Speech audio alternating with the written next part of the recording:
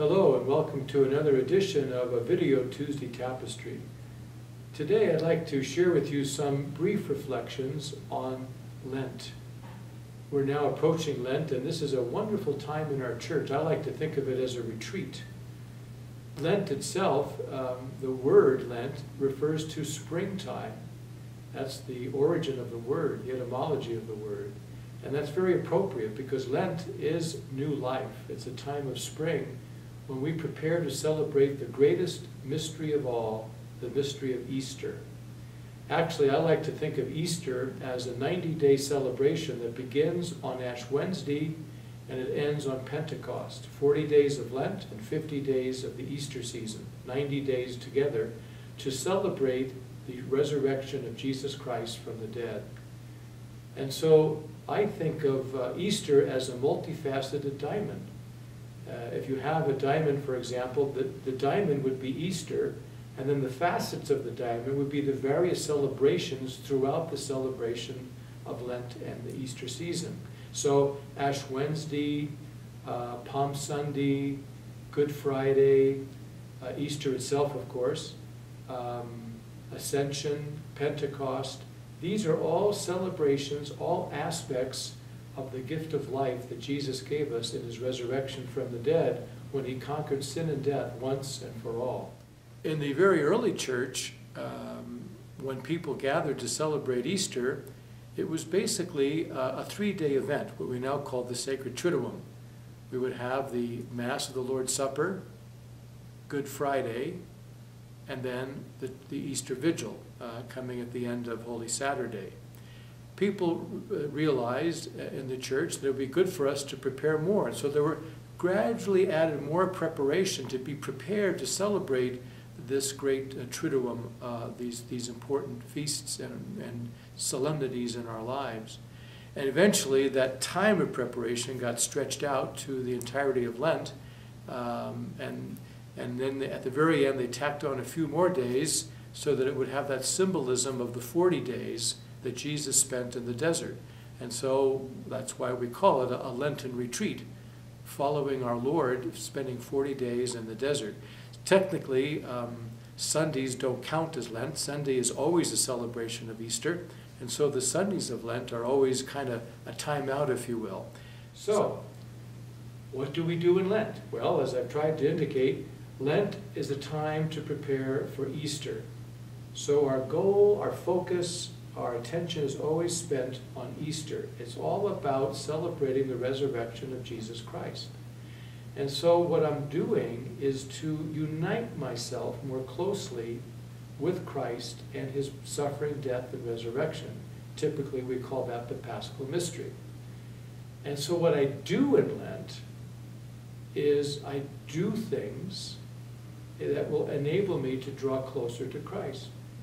With this in mind, then, it's important to remember that Lent's not about me. It's about Christ.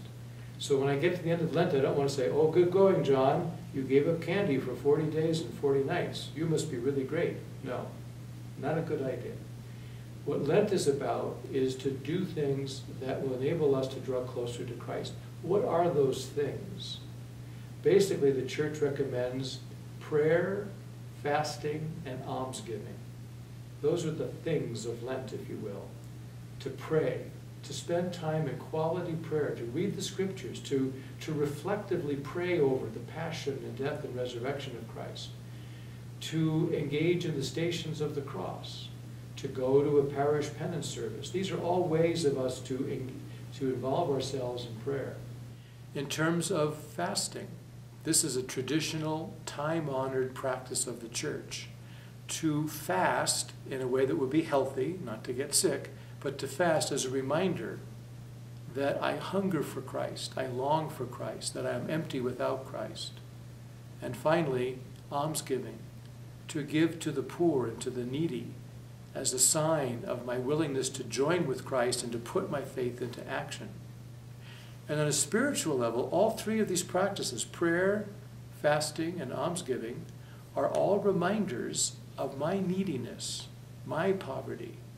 In other words, Lent is a time to remember that I am ashes. Remember that, man, that thou art dust, and unto dust thou shalt return. to remember that I depend completely on God for everything. And so when I'm giving to the poor, when I'm taking time to pray, when I'm fasting, these are all practices which remind me of my neediness on God, my dependence on God, my desire for God. Lent, then, is a time for us to do what John the Baptist recommended, if you will, in John chapter 3. I must decrease and Christ must increase. If we spend our Lent well, then when we come to the sacred Triduum, we'll really be prepared and ready to celebrate and to do what's one of the most important functions of Easter, is to renew our baptismal promises. That's another way of looking at Lent, as a time for us to be ready to renew our baptismal promises, in which we reject evil and in which we say yes to God, yes to Christ, yes to being a disciple of the risen Lord.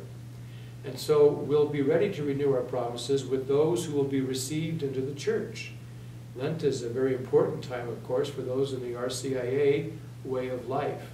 And as they are in that formation, we will join with them as they enter into church and make their profession or are baptized. We'll be ready to renew our baptismal promises as well, and to celebrate the glorious season of Easter. It is my prayer that this Lent is a wonderful, holy, graced time for all of us in the Diocese of Salt Lake City.